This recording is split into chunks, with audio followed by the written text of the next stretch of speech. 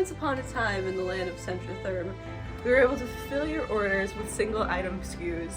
1 Centrotherm, 1 elbow, and 1 Venway. We are now switching to cartons only for 2-inch, 3-inch, and 4-inch items.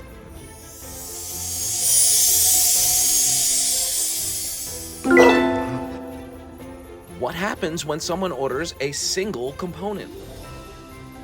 We will bump it up to the closest carton quantity.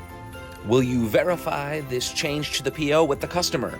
You will receive a confirmation email that will show you the changes, and we will not be able to proceed with the order until we get a response from you letting us know that everything is okay.